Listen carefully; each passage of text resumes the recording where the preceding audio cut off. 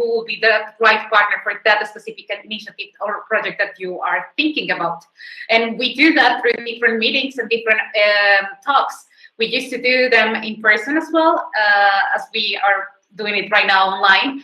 As you can imagine, because of the pandemic, we haven't been able to meet everyone in just one place, but we hope to be able to be back in this kind of dynamic. It will be great to have you there. So we will keep you updated about these big summits and expo, in which you will see that it is amazing, because it's the best way to understand how you can join forces with persons that are maybe located in the other side of the world, but they are coming here to understand how we can work together for that same purpose. So we will keep you updated about those events, but remember, you can always come to our digital talks, as the one that we're going to have today with this webinar. Please, next slide. As I told you, the networking is very important for us. So I encourage you as well to have a look to our platform. We have different tools. It's not only about the online events, it's as well about the library, in which you will find different videos, articles, in which we are sharing knowledge, creating awareness, and you will be able to find useful information for different projects that you might be interested in. Okay, next slide.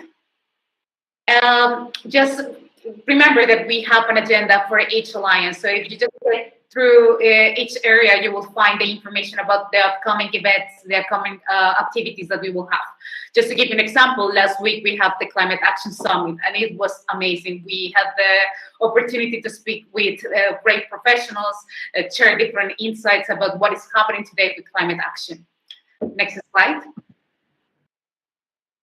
In here, you will find just some testimonies of the people that have been working so far with us, collaborating with us, joining our partnerships. This is something that we have been doing since 2015. We believe that we are in the right path, but of course there's many things still to do. And we believe that this is something that we will do all together. So please feel free to reach us, and it will be great if we can have a better conversation. Now, I would like to invite you all to come to our utech.org page, in which you will find more information about the alliances, about our mission, about the activities that we do, and of course our programs. Next slide, please. And this is everything from my side. So for now, I just would like to wish you a very successful webinar, a very interesting conversation, and remember that technology obliges. Michele, the microphone is yours.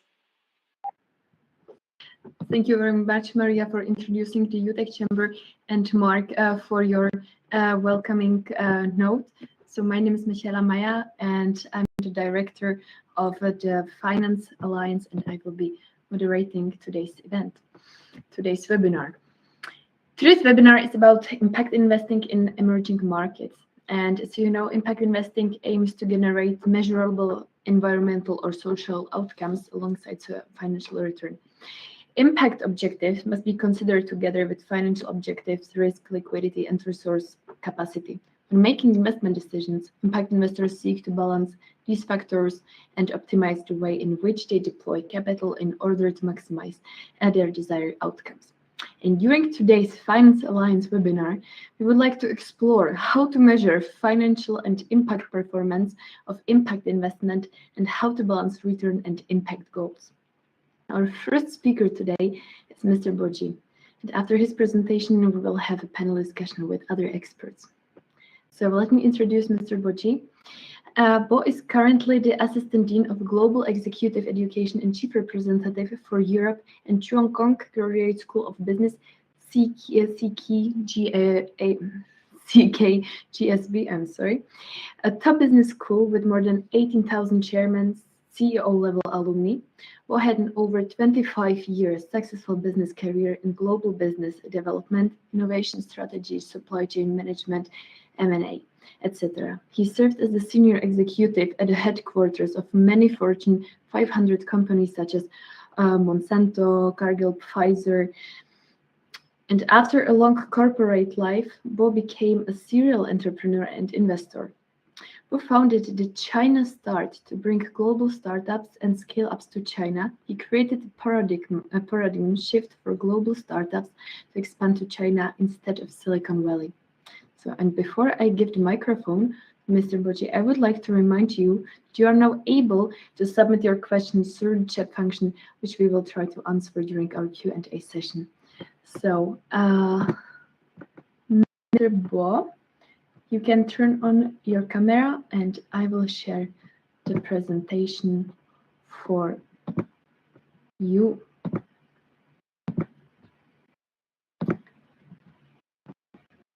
Can you hear Mr. G?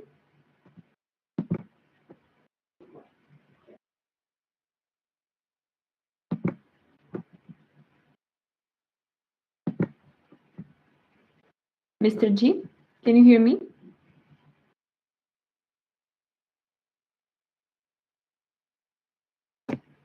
Asmat, can you please help us, because I can see that Mr. G is locked. So please, can you unlock Mr. G?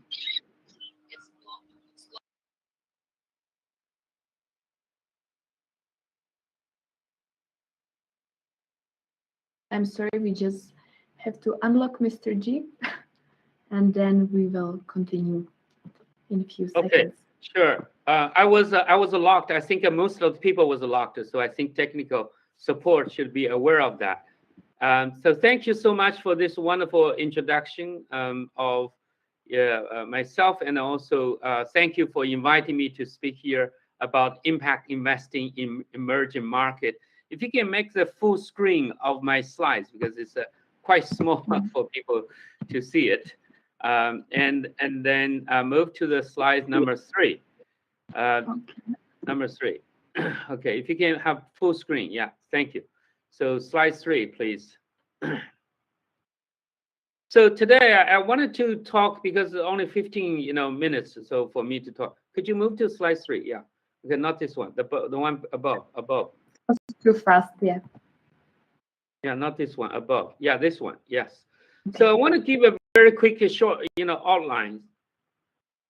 Okay, so first we'll talk about why invest in impact in the emerging market, because there's a lot of investment in the developed, geography, but somehow the investment in the emerging market is quite lacking.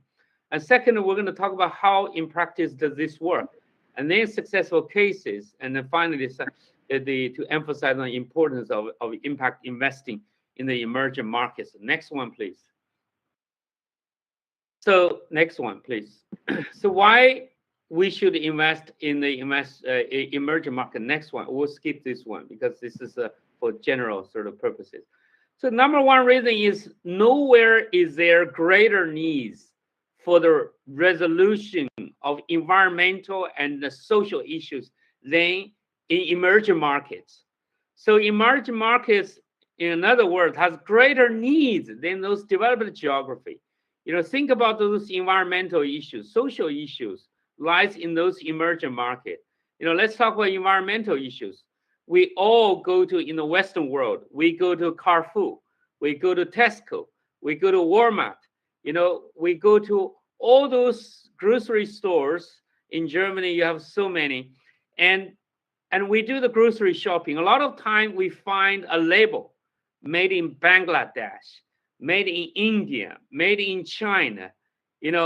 All those products are from emerging market. So we have essentially moved industry, manufacturing, factories from developed economy to the emerging market. Because of that, the pollution also goes to the emerging market, with not just water pollution, air pollution, but also solid matter pollutions.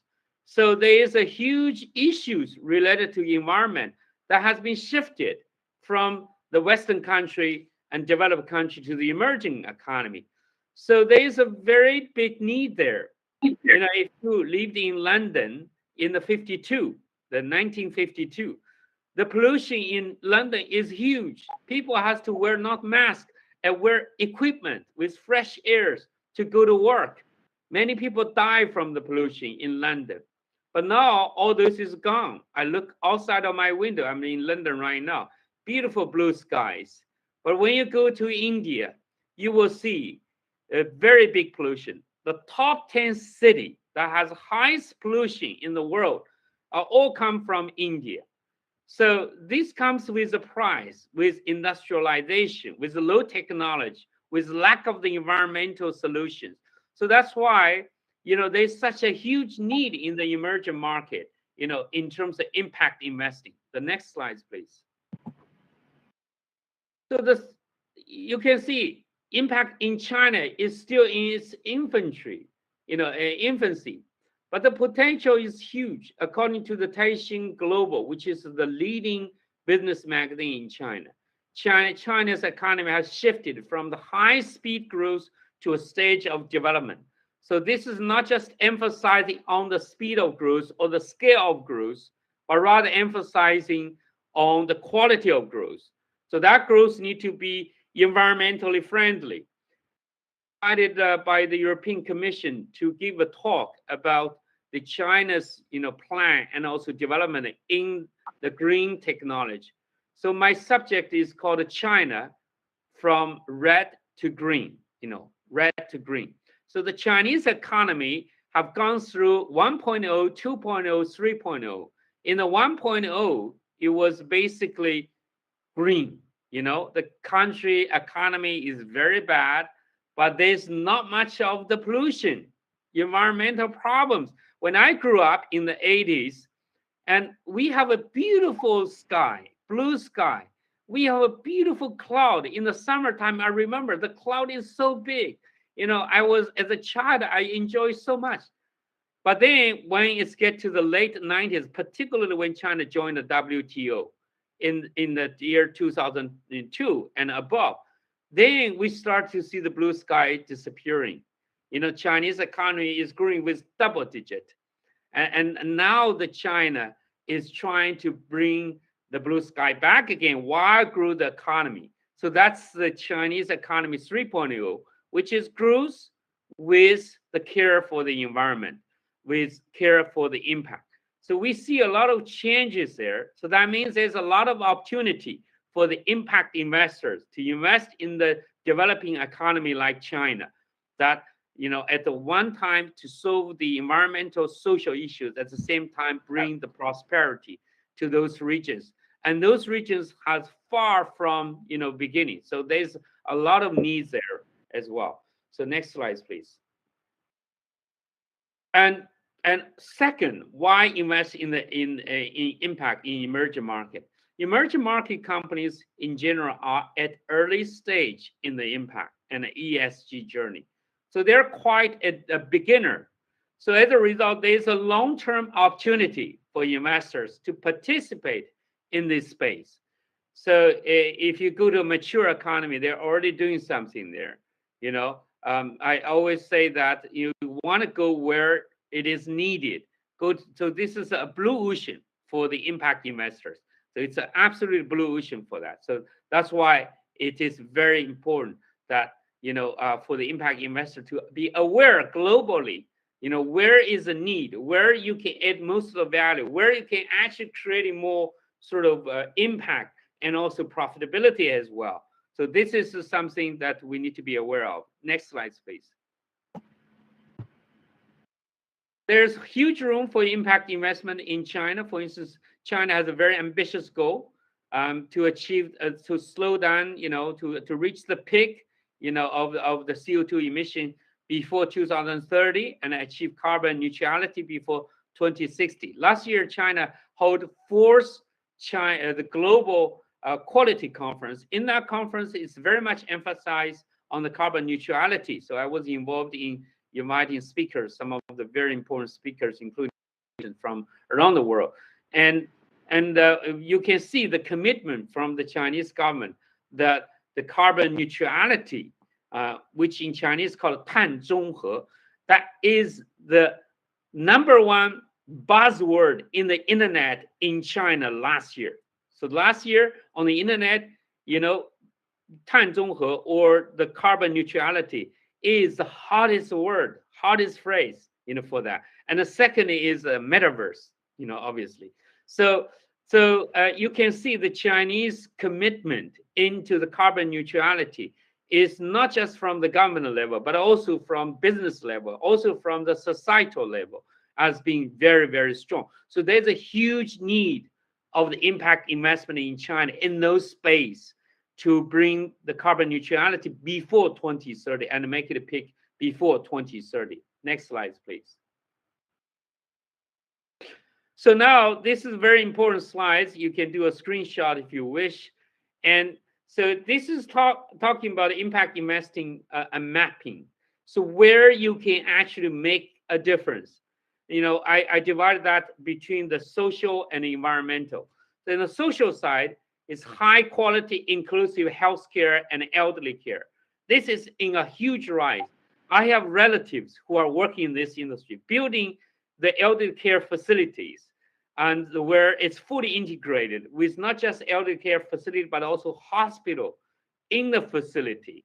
And so that the elderly people can go there, live there, instead of living with their family members sometimes, because their family are very busy. So they end up with a very lonely and, you know, elderly people at the home, and lack of care, lack of security, you know, for that. And the second, high quality, inclusive, fair education and employment. This, we need a lot of job training. We need a lot of, you know, sort of equal opportunity for that. Sustainable, high quality, inclusive financial product, you know, such as access of credit and quality, affordable housing, and emergency management, food safety. The Chinese food safety is a big issue. So how can we be ensured what you eat is safe, and monitoring system, traceability, those are very important. And environmental side, you know, air pollution, I'm just picking up a few because my time is coming up very quickly. Waste management, circular economy, sustainable agriculture, fisheries, transportation, future mobility, etc. Next one, please. So, and third is, without the sharing of technology from the advanced nation, they could be a negative implication for the entire industry. You know, this is very important. You know, I like what Elon Musk do. He makes the patent open so that anyone can have access to the technology. It is very important. The developing economy, emerging economy, they have lack of the access of the technology. For instance, in Ghana, they grew 1 million tons of cocoa, but they only make 2% of the profit. Why? Because lack of technology. So that their processing, the efficiency is very low, you know, for that. So we need to give them the technology.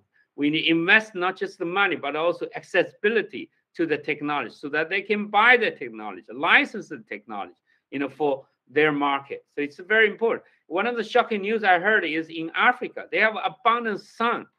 They to the solar panel technology. So they're still using coal to generate electricity. Isn't that ridiculous? You have abundant supply of sun, but you don't have the ability to generate the sun, you know, the power through the solar panel. So this is very, very heartbroken, you know, to some extent for us. So we need to invest in those areas. Next one. I'm going to run very fast because I only have, I believe, a few minutes left. You know, next one. We're not going to play the video. Ghana is the world's second big. And next one, please. Next one. Yeah, I'll skip some of those. Just skip that. Next one. Yeah. So, next one. We'll talk about measure result. We're going to talk about that during the panel time. You know.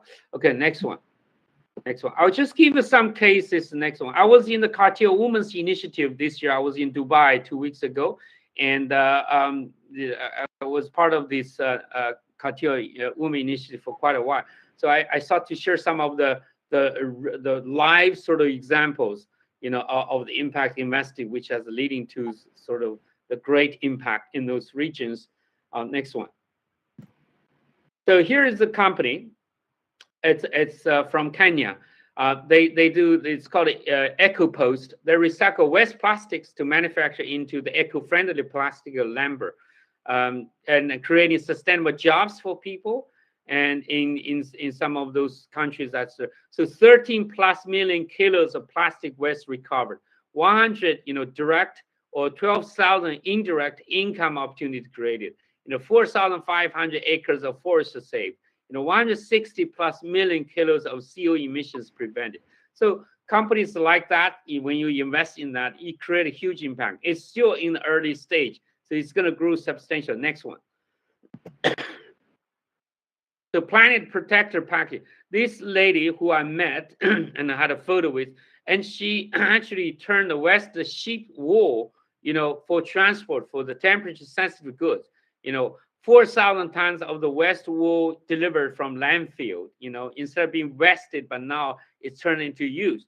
And 7.5 million, US dollar generated in new revenue for the sheep farmers. 400 impact-driven partners across Oceania, regions. Next one. Yeah, this company is very powered. It's a digital platform help chronic patients to order, schedule, and refuel recurrent prescriptions, regardless of locations or income. 4.5 million monthly users across 5 Arabic-speaking countries. 1,000 users for an end-to-end healthcare experience in under 2 months. That's quite amazing, achievements. Next one. Yeah, MDoc, improve access to high-quality healthcare. You can see 1 million people living in a chronic disease supported. All those big numbers here for 25 countries in Africa, receiving tele, education for that. Next one.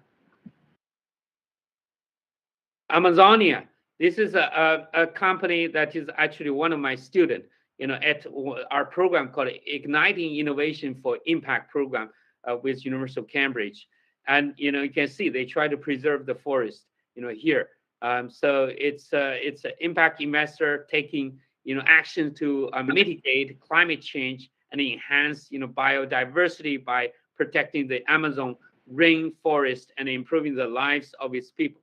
120 million, hectares of rainforest is cut down, burned every year. It's a devastating, situation. But that they are very much committed and aligned with the SDG goals of 1, 2, 5, 8, 13, and 15. Next one. Next one. Yeah, I will skip some of those. Skip some of them. This is a Chinese case. The microcredit now has been expanded to 300 countries in 20 provinces, counties in 20 provinces and 344 branches, and really helps, those the micro, business to thrive. And so it's a really, really, social purpose. Next one. Yeah, next one. I'm not going to play the video. Next one. Next one. Next one. It's very important. Everybody understand. Now, I just want to pause here to introduce you. We have a wonderful program called Igniting Innovation for Impact. You can do a screenshot of this. And starting in May 5th, joint program with University of Cambridge, and with 6 wonderful professors to teach in various subjects and 10 industry speakers, and also have group work. I will be lecturing about the impact innovation process, where to teach how to really do it. So it's not just about awareness, but actually how you can generate, impact through innovation for that. Okay, so that's my talk. I know I have run over time. I'm sorry if run through for the slides, for that. But thank you, Michela, for helping me for that. Thank you for that. Thank you very much, Mr. Bocci. It was a really amazing and very interesting and informative presentation. And now I would like to introduce you our other speakers. Our next speaker is Mr. Bora Polat. Bora, you can turn your camera as well. So Bora is a serial entrepreneur. He is internationalized edtech startups, helped to build a semi-governmental accelerator for high-tech startups, a hybrid investment philanthropy-driven spin-off pitch platform.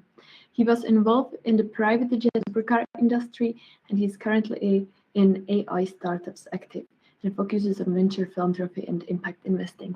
So dear Bora, welcome as well. Would you like to say a few words about your projects and about you? Thank you, Michele, for the kind introduction. I think you already said a lot about me.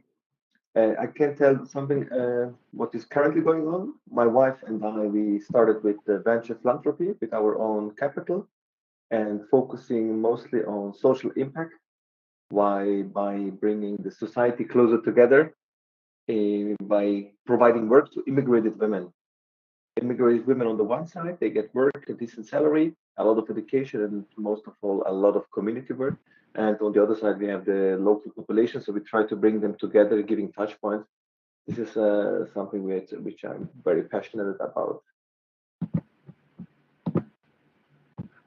Okay, amazing. Yeah, I know you're doing great job with Salome, so we are happy having you here. So welcome, Bora. Then I would like to introduce, last but not least, Mr. Konstantin Salameh.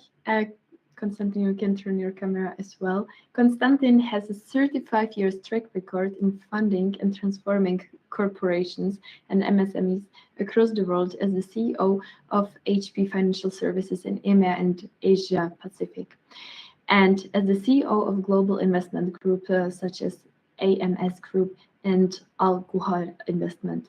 He joined Stanford's Graduate School of Business Seed program in 2015 and provides advisory and funding services to Stanford as EED social MLEs in both East and West Africa.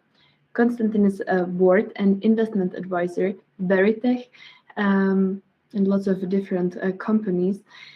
And on the other hand, he's providing financial and management advisory services to several companies in Europe, the Middle East, and Africa regions. He holds engineering degrees from King's College London and MIT, and MBA from Stanford's Graduate School of Business.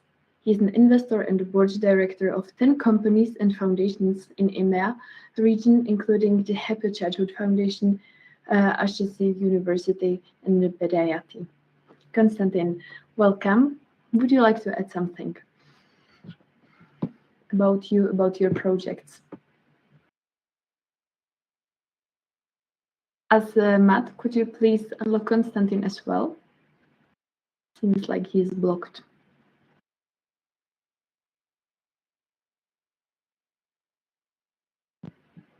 Konstantin. Yes, please. Hi. Michaela, the technology needs to work better next time. Hi, everyone. It's a pleasure being here, and I see a number of old faces of friends. Look, nothing to add. Just want to mention that my focus has been on the Middle East and Africa region, and this region is the worst region across the world in terms of the financial gap for investment-ready companies. So this is, and the way we try to do it is across different sectors of the value chain. The first one is with the accelerators, and we have a number of accelerators across the region that we're supporting.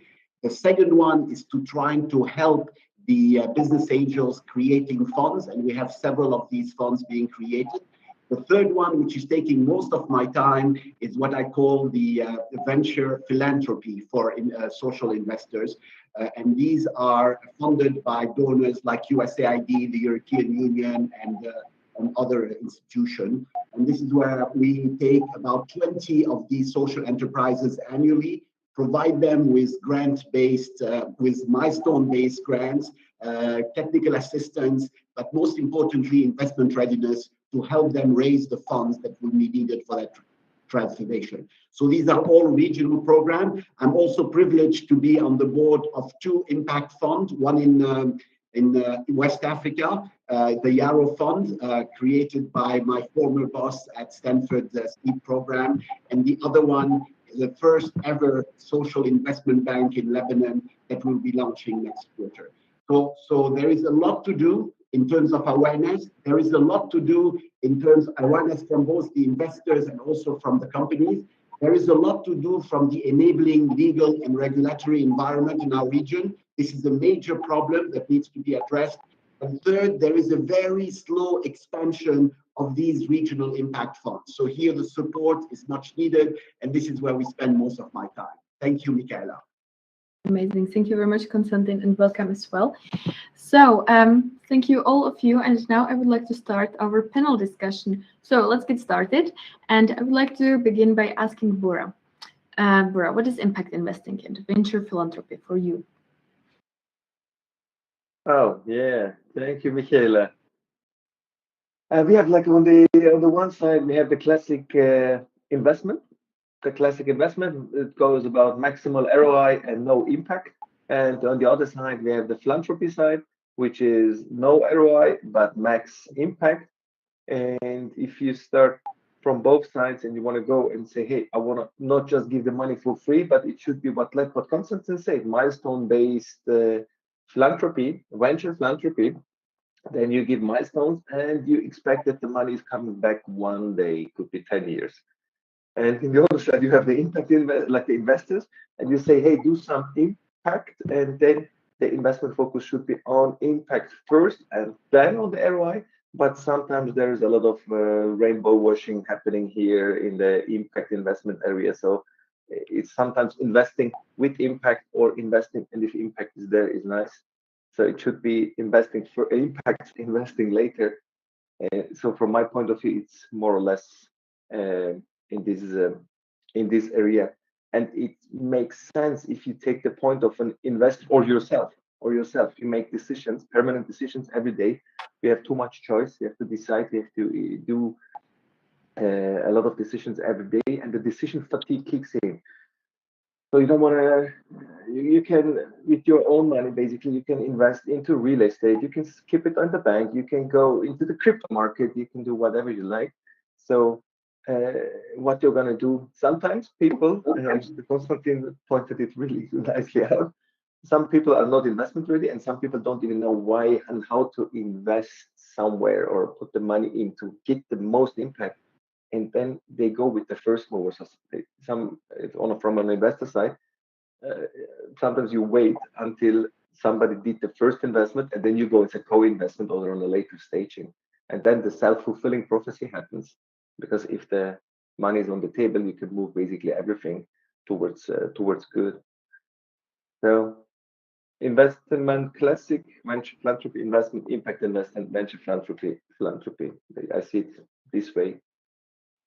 Okay, thank you. Amazing. Thank you very much, Bora. I have another question. You mentioned now that lots of people, lots of companies, they don't know how to invest. So what will you recommend them, or they are still waiting? Then some company will start investing first. Do you think they, for example, missed a chance, to be, let's say, the first one in the region, or to invest as the first one in the project? What is, let's say, the best way how to start investing in emerging markets from European perspective? No. First of all, demystify it. Demystify it, make it more familiar. This is my point of view. Make it more familiar. Make it like take all the risk, right? Demystify it. Give low entry barriers, make it as convenient as possible, and most important, show the real impact. Like Bo pointed it out and he said, hey, if we are already on a level where you can invest and you will get a short return, and you go and invest in an emerging market where the growth is going to still happen, because all the projections are there that it's going to still happen. And Constantine mentioned as well, with the Middle East and West Africa and everywhere, there's so much potential. But at the end, there is this principle of familiarity or principle of similarity, which if you don't know, people are risk averse. So we have to make it somehow more similar or familiar, or take the risk away. Because if they can decide, it's about decision again. It's all about decisions. Why should I invest somewhere and I don't even know the market, or I don't know the people? And then I have some people here who are very similar to me. My mindset, maybe they studied at the same universities as me. Demystify it, take the risk away, make it as convenient as possible, and give a good feeling and real impact. The important thing is having real impact, because they won't invest again if it's just some rainbow washing. This is my point of view. Thank you, Bora. Mr. G, my question, what do you recommend to your students? I know you have a program, so time they would like to start, let's say, investing in emerging markets. What do you recommend them? Where to start? To recommend my student to do what? If they would like to start some project in emerging markets, where is the, let's say, Yes. best how to start? Yes, of course. I think, as I mentioned during my presentation, that the emerging market has a lot of need. If you do the mapping of all the geographies in the emerging market and the different industry, and there's a huge need. There's a lot of unfulfilled sort of investment need as well. And the investment, And particularly, I like what Bora mentioned, like, sort of the sort of spectrum of investment, of classical investment, for the profit and versus impact investment versus philanthropy. Now, the Chinese investment, there's a lot of money in the first category of classical sort of investment. But then on the second and third is really lucky. It's really lucky. So I remember Bill Gates and also Warren Buffett went to China a few years ago. So must be 5 years ago. And then he met all those, tycoons, including Jack Ma of Alibaba, who is a alumni of our school, Cheung Kong Graduate School of Business, and also many other visionary entrepreneurs. They asked this question, we are here to look for money for philanthropy, and nobody say anything. Well, Jack Ma, who is more verbal and also he speak good English, he started to say, he told Warren Buffett, he said, Warren, if you come back, in 10 years, perhaps we will be ready. But right now, there's so many opportunities out there for us to make a profit. So we're busy making money. We're not busy to donate money and to do the philanthropy. But in 10 years of time, we will be ready for that. So that's where we are, in this, emerging market. I think it says well about that. So the awareness is not quite there. But I see in the developed economy, there is a lot of awareness of impact investing. I think when you have those awareness and now you're looking for opportunity, and you should seriously consider where is the low-hanging fruit. I think emerging market is low-hanging fruit. I'm going to highly recommend to all my students, as a matter of fact, to consider. I'm not saying you have to go to the emerging market, but consider, emerging market as your low-hanging fruit. Okay, thank you very much for this recommendation. And I would like to ask Konstantin. Now we talked about venture philanthropy, impact investing, and what do you think? What are the different types of impact investments available today? Look, you have, as I mentioned earlier, you have different types. The first is that when we work with these accelerators, we provide them with funding up to $50,000. And we have a number of those accelerators across the region, and we help them build up their idea, build up the MVP, validate the MVP, and then move on. The second is what we call the impact of venture philanthropy.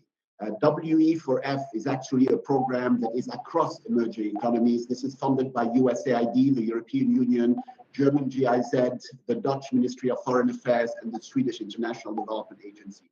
This program is across 5 regions in the emerging economy. And the way they work about it is providing grants up to $500,000. So we're talking now milestone-based grants. So accountability is critical.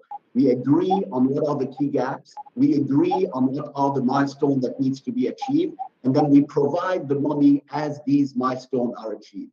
So this is another form of it, but we also provide with them what we call technical assistance. These are advisory assignments. It could be 2 months, it could be 3 months on different topics, on how do you export, how do you get certification, how do you get valuation of your company, how do you get investment ready. So this is a second. And the third one is the whole topic of access to funding.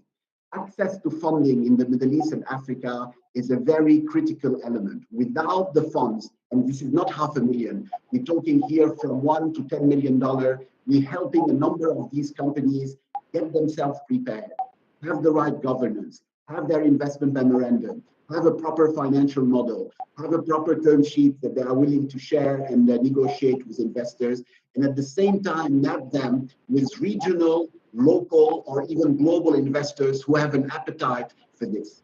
Our role is to de-risk those investments. Today, impact investments is still considered as a risky business.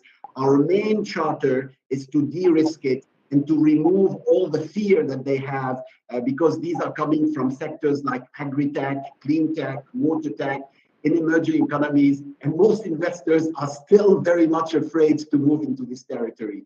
So this is why it's fundamental to come up with these programs and be able to supplement them with impact funds. We do not have enough impact funds in our region. Maybe Bo in China has a number of them, but here in Middle East and Africa, these are very limited, and they need all the support in terms of first loss guarantee, in terms of other guarantees, in order to encourage investors to move into this space. So these are different forms of impact investments, from the accelerators to these philanthropic programs, to traditional impact funds and social investment banks that needs it, and to people. You know, I'm also a serial investor. I've invested in more than 10 different companies on it. So we need more of people who are willing not only to take the risk, who are willing to assess the risk, who are willing and able to add value to these companies in order for them to be able to move ahead. So these are examples of impact investing. In the focus, of course, as I said, is the Middle East and Africa, which is the last frontier for impact investing across the world. Okay, amazing. Maybe my question, how can we get more of those people? What do you think? Is it through funding? I didn't hear your question. How can we get, let's say, more of those people, more of those companies that will, you know, be willing to invest, let's say, in emerging markets? Yeah, I think you part is I mentioned 3 reasons. One is awareness. Today there is still a lack of awareness from investors and from companies. So not only from investors, from companies, on how important is this topic.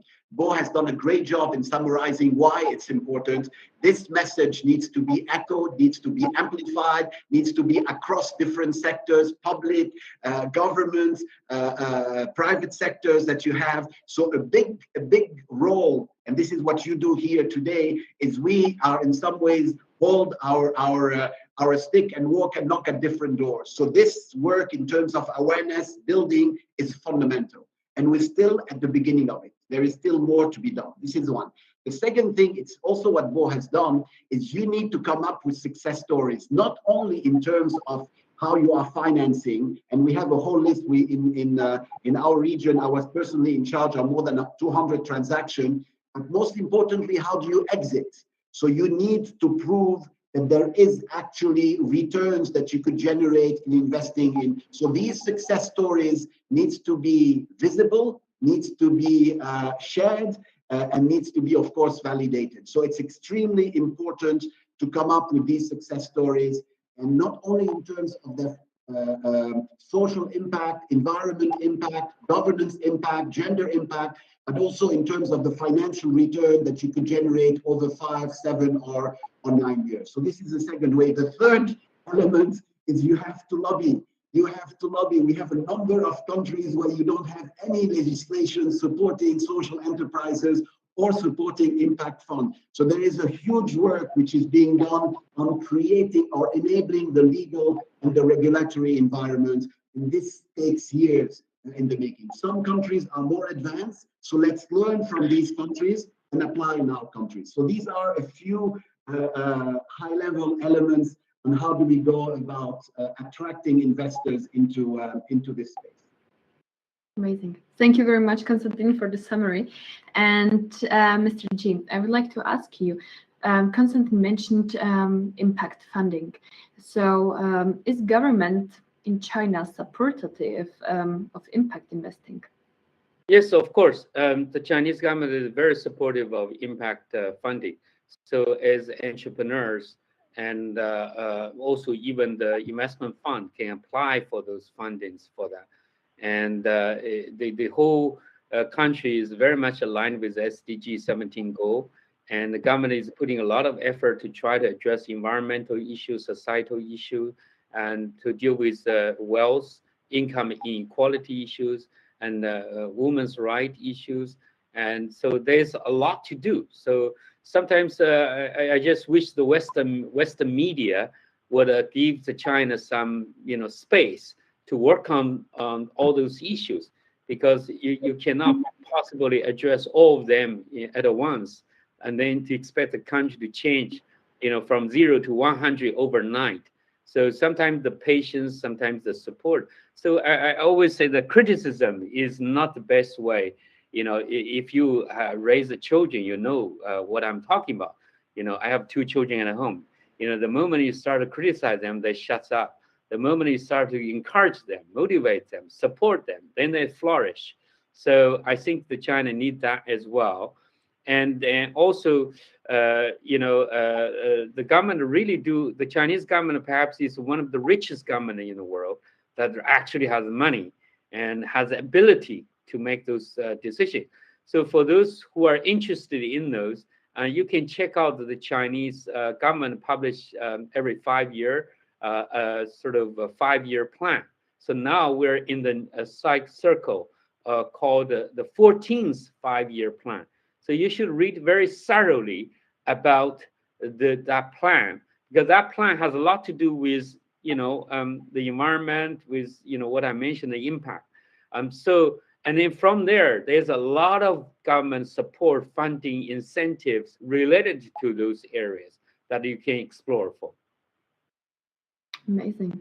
Thank you very much. And I'm sure lots of our participants are interested to learn more about it, but maybe during our networking group. Thank you very much. Bora, now we are talking about impact, but how can we measure the effective impact?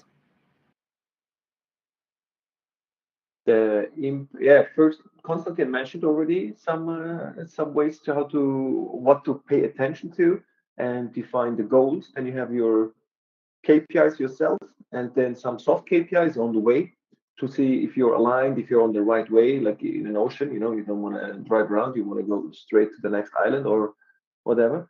In our case, we use blockchain for impact measurement, and we use technology for good. We say tech for good to scale the impact we do. And we use gamification for kindly nudging the people towards those goals we have. I can go more into the impact measurement part, which is happening with blockchain. We do impact to earn. So in our case, with immigrated women, we provide the work and education, everything. On the other side, we have the local population. We try to bring them both together. And what we do is we give nudgings, while if you do good, you earn tokens. This is on the blockchain, you earn tokens. And this is as well for us a measurement tool. So we see who earn how much. And this is like on the blockchain. So you can't fake it or you can do it. It's like transparent for everybody. So you earn the tokens, and then you can spend those tokens on other good things. Like if you want to say, I want to plant trees, you can start planting trees. And this is all one measurement. Or if you want to say, hey, I want to donate to give more German class, or I want to do something good for somebody else, or for the environment, or for So with your behavior, you start earning. So what we do is we push towards micro habits to kindly nudge them towards those goals we want to have. And what we do as well is, Konstantin said something about the awareness. What we do is we will go public with that soon, this coming weeks. We have immigrated women, and they have the world population. Do you know that the only 1% of the world population has a crypto wallet? This is insane. I think I had the impression everybody is in the crypto world, but not apparently not. I'm still in my bubble. So only 1% has a crypto wallet. So what we did is we gave all those immigrant women a crypto wallet, and from their salary we add on top some percentage and invest it for them automatically into the crypto world. And then this is already huge for them. They didn't even have, some of them don't even have a bank account. Can you imagine that? So we give them the crypto access. They have a crypto wallet. They're invested. Their children say, "What? My mother is in the crypto space and invested." It's like boom, mind blowing. And their communities and the people, they look differently to them. And the cryptos even work for them afterwards, because we show them, hey, look at this. This is staking. This is DeFi, decentralized finance. And they learn this stuff, which even a lot of people don't know. And this gives another perception and awareness to the topic. And then we get the people into our community and move with the gamification approach like kindly nudging, measuring with blockchain, and using technology to scale whatever we are doing. In our case, it works very well. And this is something we're going to franchise in different countries in the coming months, hopefully faster. Very interesting, hopefully. Konstantin, the same question for you from Wendy, I can see in the public chat. What is your opinion? How do you, let's say, measure social impact? I think this is fundamental. At the end of the day, measuring financial impact is easy. You know, we know how much we're getting in, and we know when we're getting out, how much we're getting out. So this return, and most of the investors are willing to compromise lower returns, provided that we have a very clear social impact being measured. So I'm going to give you the example. W4F is this program across 5 regions in emerging economies. It's really a global program in, again, emerging economies, not into industrialized economies. And the way they look at 3 criteria. One is show me that you have an innovative edge that you can sustain with time. Number 2, show me that you are scalable, that we can take your model and scale it across country or across region. And number 3, show me that you have a clear impact. So how do we measure the impact? Scalability, easily measured. We look at revenue growth, we look at value creation, all this could be measured. The innovation could also be measured. We have patents, we have other ways to protect it. The social impact, in the case of W4F, is extremely strict. And companies basically can get in, but they could also get out if they don't adhere to it. So examples of these KPIs are: 1, food production. What is the incremental food being produced? Number 2, the water savings. Number 3, the energy savings. This is where water tech, clean tech, drip irrigation are extremely important, and other derivatives of it are extremely important. But you have also other measures, the number of small-scale farmers and their family that are being impacted. And here we're looking at tens of thousands, if not hundreds of thousands of people being impacted. So small-scale farmers being impacted is fundamental measures. Other measures could go in terms of the amount of funds being raised. So this is so you have a set of KPIs that are part of the transformation plan. And we track those KPIs with those companies on a quarterly basis. And we agree on what are the most important KPIs. These are 4 or 5. And we set our, $500,000 in terms of funding based upon their ability to deliver on those KPIs. So accountability is critical. And if you don't have the discipline for those companies to track those social impact, and for the investors will not jump in. So accountability is important, tracking is important, making sure that you have the right reporting systems, platform to measure it, to track it, and to report it. It's very much fundamental. So these are a few examples that are being done. And at the end of the day, I'm personally measured. We sit down with our donors on a semi-annual basis, and they want to know by company what has been the impact. And we had such a session a couple of days ago. And we go through all the companies that went through the program, what has been generated over the past 12 months, what will be generated over the next 12 months, on all of these elements that we measured: environment impact, job creation impact, the bottom of the pyramid impact, gender equality, rural empowerment of women. So you have all of these dimensions are critically important. So what is the message behind it? The message behind it is that we need to have the mechanism and the training program for those social enterprises, so that they, 1, are aware why is this important, and not only focus on your cash flow and focus on your revenue growth. But number 2, how do you track it? And number 3, how do you report it? And number 4, how do you use it in order to be able to raise more funds in your transformation plan? Amazing. Thank you very much, Konstantin. And I can see we have here a lot of questions from other participants. And I have here one question from Bank for Mr. G. For how long time will China economic growing as they do now? Well, that's a very difficult question, but I can give you some directional answer. if we look at the GDP figure, China is the #2 economy in the world right now. Second after US. But then if you look at the GDP per capita, so China is really low, and it's actually about 1/5 of the US, GDP, 1/5 of US GDP. So then you can easily make an assumption. So if the Chinese will consume the same like America, that means the Chinese economy can grow 5 times bigger than where it is now. So that is a huge growth space. And then if you do a calculation, let's say, the Chinese GDP now is growing at about, before pandemic, about 6% a year. Then you do the annual compounded growth, 1.06, times, I don't know, someone can do the calculation. And then that gives you a sense at which time China is going to reach to the US level in terms of GDP. Of course, US is going to grow as well. Then you can build a financial model to predict, for how long China will grow at this speed. But that being said, so that's just the mathematics sort of, calculation. Obviously, it has a lot to do with geopolitical sort of issues which we're facing as a world. So certainly, the Chinese, the rise of China is creating a little bit geopolitical conflict. Particularly the American view China as a competitor.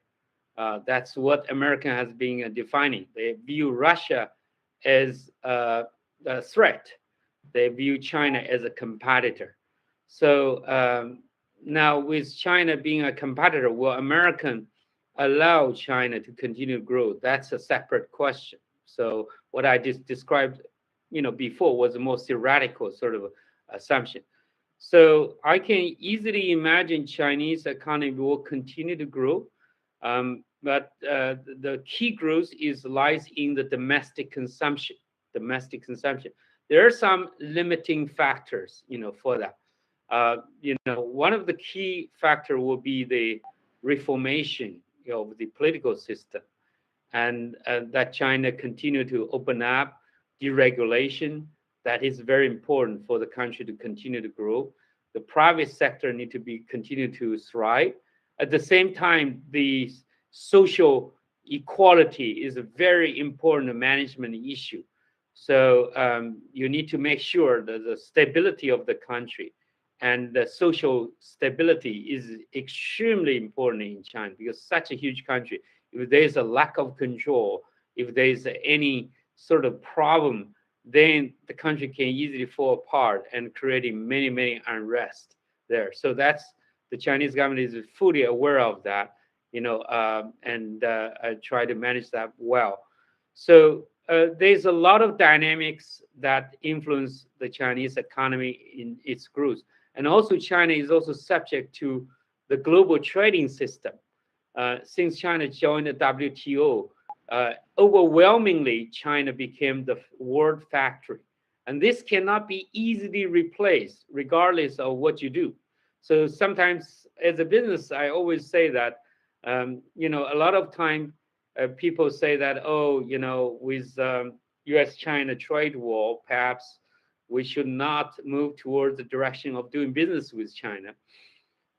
I always say that let politicians talk and let business continue. Sometimes, you're fighting above the table, but under the table, you're doing the transaction. So finally, even during the US-China trade war, the US-China trade actually increased significantly. So that's a huge testimony that you just cannot leave China out of the global trading system for that. So there's a lot of very interesting dynamics. I actually have a seminar called China Now, which I offer to some of the business clubs in London and also around the world. And it's a half-day seminar to really tell the whole story about China and what Chinese economy is moving from many different sort of perspective and also different sectors. So if I ever offer. So please feel free to join. I think I'll offer a relative similar seminar at Art Club in London on the April 6th. Okay.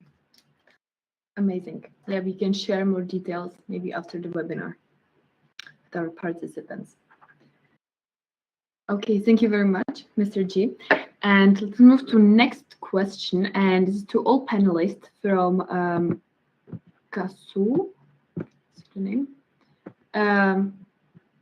Yeah. How can we develop a training program for impact investment in Africa? Okay, let me maybe start. I worked 5 years. My alma mater is the Stanford Graduate School of Business. It's Stanford GSB. And one of their programs is to roll out capacity building for social enterprises across emerging economies. We started this about 8 years ago. I was there. We started in West Africa. I was based in Accra. We moved to East Africa. I was based in Nairobi. We moved to Southern Africa. We're now in Southeast Asia. And we're planning to go across Greater China and the Latin America. So this is a typical example of how do you go and take social enterprises and provide them with the governance foundation that they need in order to be able to transform or to scale and to access, of course, funding, being it grant funding, subsidized debt funding, or equity funding. So this is one example out of many. So I would encourage you to check the Stanford SEED is SEED program. And I know that there are a number of other similar initiatives in Africa to be able to help identify the right social enterprises and being able to help them. It's a 12-month program.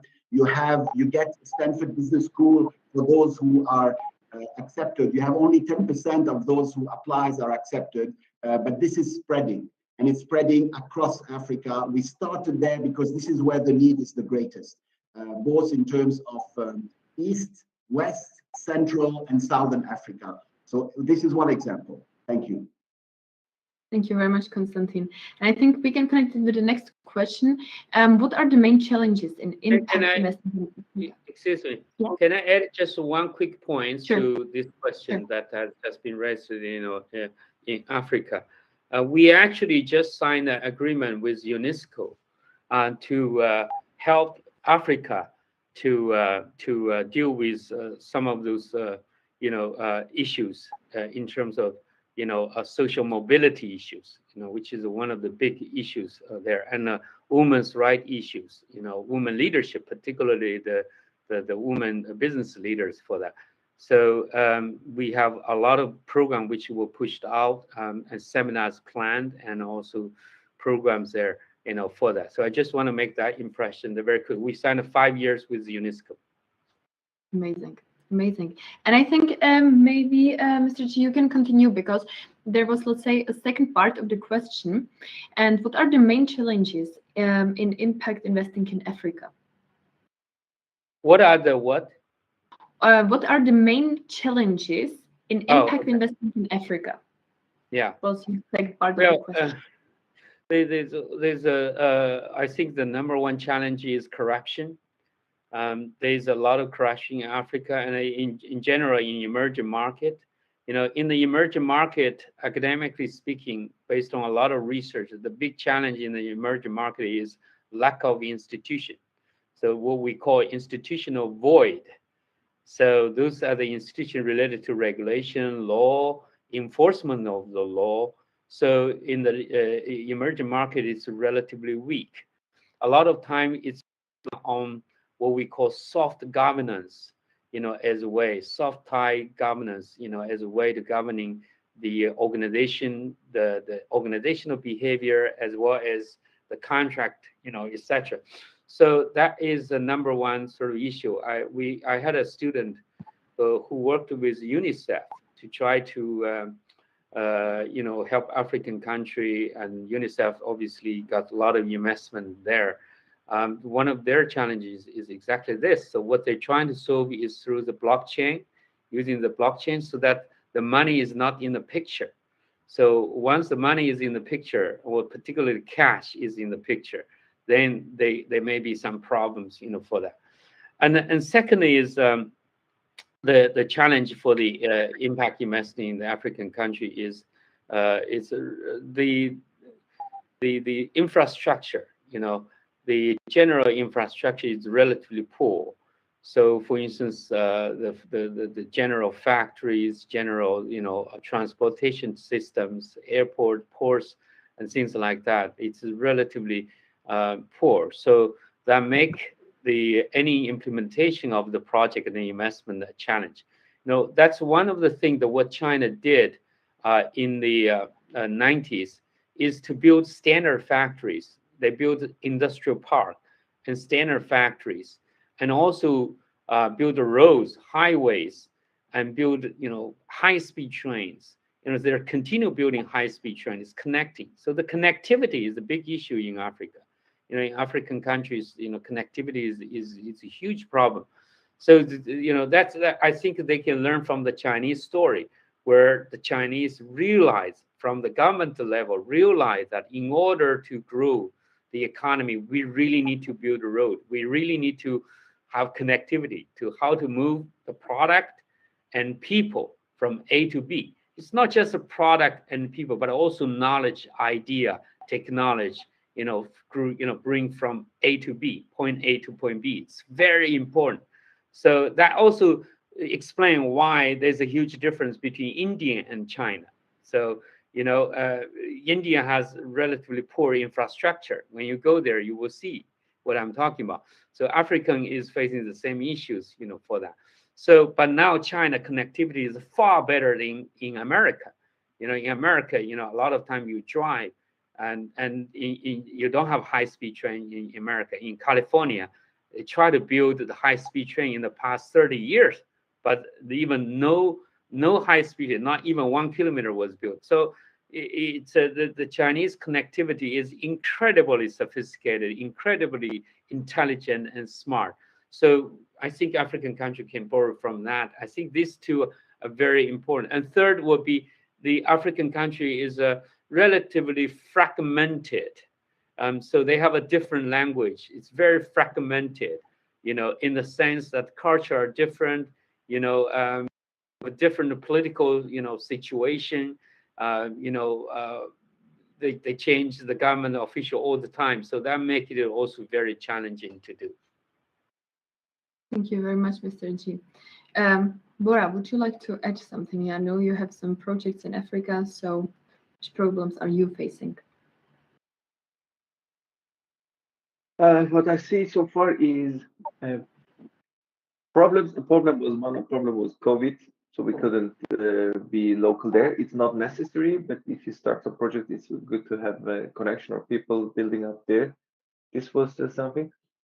We had the delegation of from different African countries coming to Zurich. We were talking about the projects, and it was funny to see that they told me, you call it impact, we call it just a company, because this is for them is everything they do. It has an impact. If they move milk from one, or if they have a subscription for something, it's all creating impact from them from the point of view locally. They said, yeah, for you guys is like social impact or renewable impact and everything.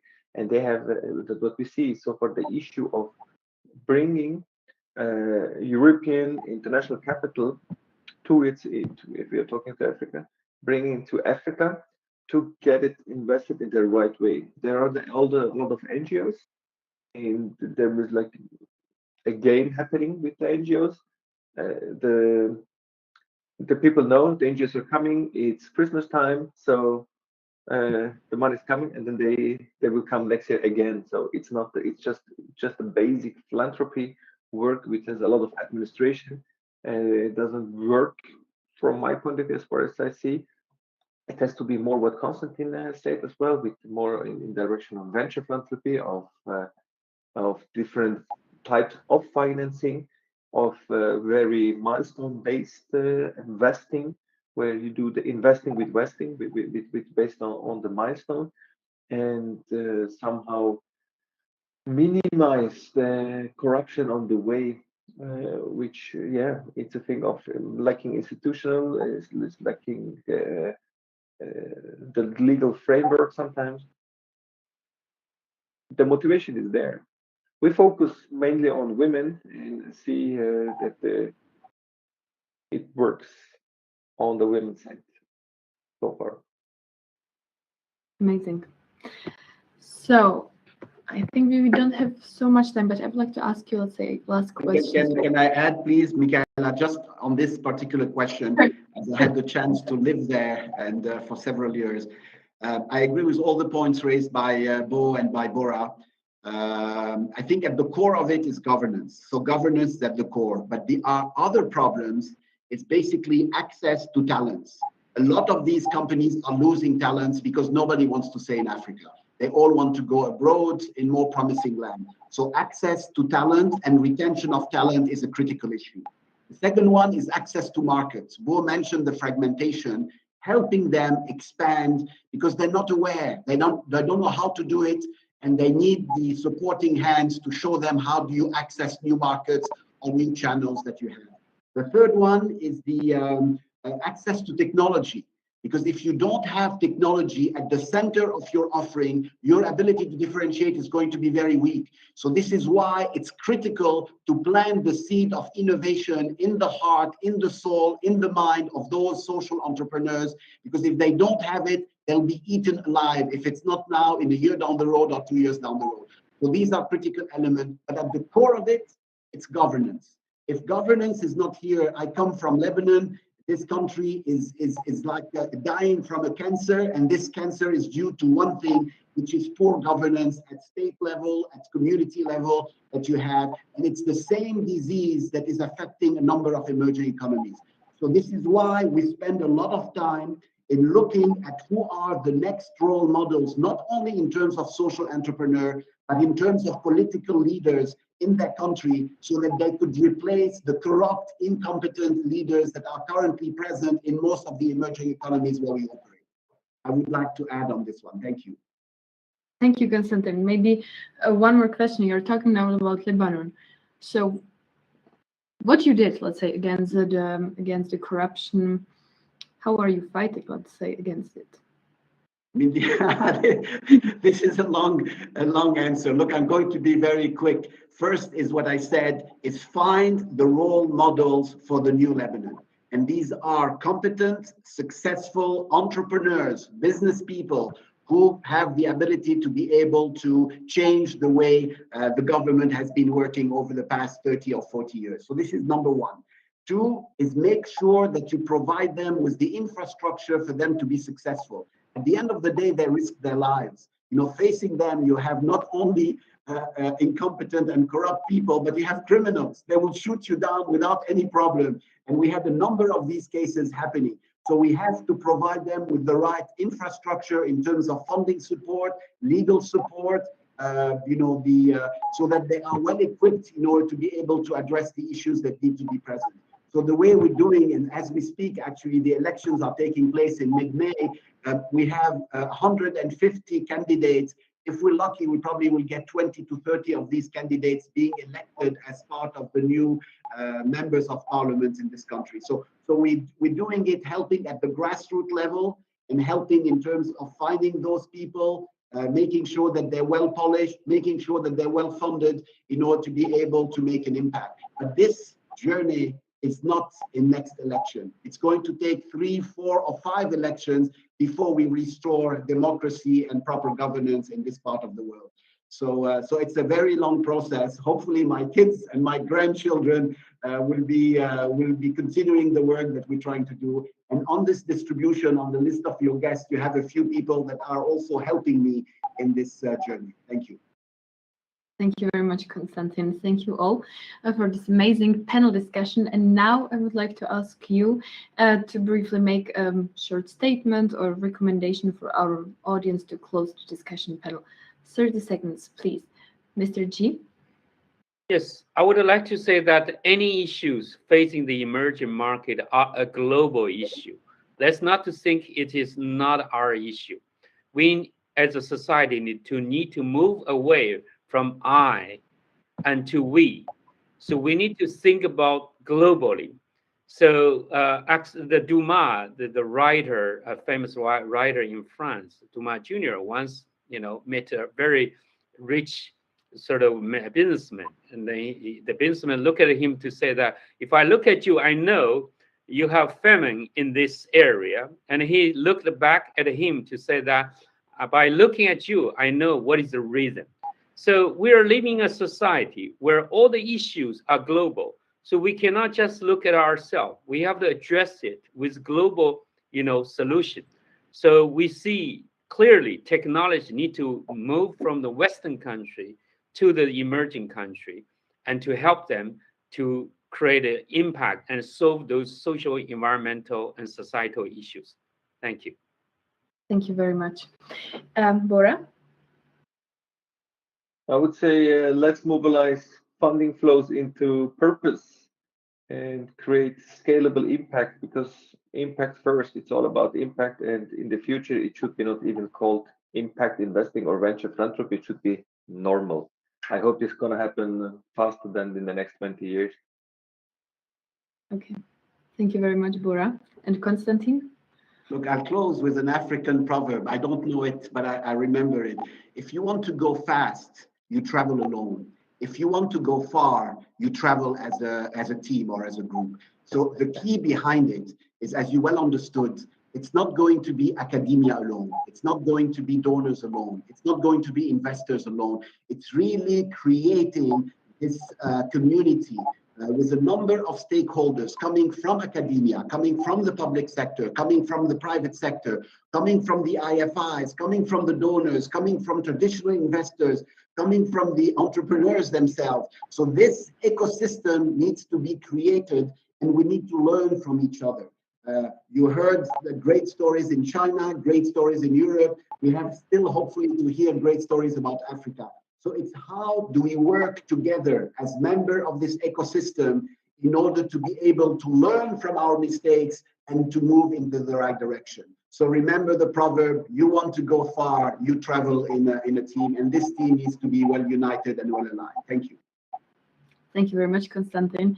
Thank you all of you for this really amazing panel discussion. And before we go, please let me hand over the microphone to my colleague, Benedikt Krütz, the Vice President of the EU Senate and Director of the Germany Alliance. Benedikt, welcome, and the floor is yours. Thank you very much, Michaela. Thank you for this great panel discussion. Thank you for having me. Michaela, you said my name is Benedikt Krütz. Absolutely right. I'm Vice President of the European Senate of Economy and Technology and Director of the Germany Alliance of EUTech, and I'm happy to present a little gift for our panelists today. Like always, you three, you may recognize that we are one of the world's leading tech network, united by one vision. Technology obliges, as it was said before in the introduction. We started in Europe in 2015 to unite European enterprises behind this vision and to help them to reach our three major goals: competitiveness, growth, and sustainability. And the Senate of Economy and Technology, is like an exclusive advisory board of this network EUTech. So it's like based on the old principles of the Roman Senate or the Greek Senate. It brings together leaders from, let's say, economy, from science and politics, to advise how to make the best use of technology, let's say, for mankind. So thank you for being here in our Finance Alliance webinar. I'm happy to present a little gift as tree certificates for you. As you can imagine, climate protection is not only one of the biggest goals of the United Nations, but also of us and our organization. And therefore, we are very active. We have an own climate action partnership. And I would like to thank you on behalf of EUTech and also of the Presidium of the European Senate for your contribution. And here we go. Here with the European Technology Chamber confirms that a tree for Borat, a tree for Mr. G, and a tree for Konstantin has been planted in Africa by our EUTech Climate Action Partnership. So thank you again. We really appreciate your being as a guest and this great panel. I think there were a lot of these points to discuss about further. And so we have nearly 10:30. I think for the last words, I will give the floor back to you, Michaela. Thanks for being here. Thank you very much, Benedict. And it has been really a great pleasure having you, Mr. G, and consultant in this webinar. And I also would like to thank the audience for attending today's webinar, and we hope to see you soon. Hopefully next week, because next week we are going to have our networking group. It will be follow-up of today's webinar, and the difference will be that you will be able to turn on the camera and discuss directly with our experts and speakers. So, as we always say, technology obliges. Goodbye, and see you hopefully soon. Bye-bye. See you soon. Bye-bye. Thank you very much. Bye. Thank you. Thank you.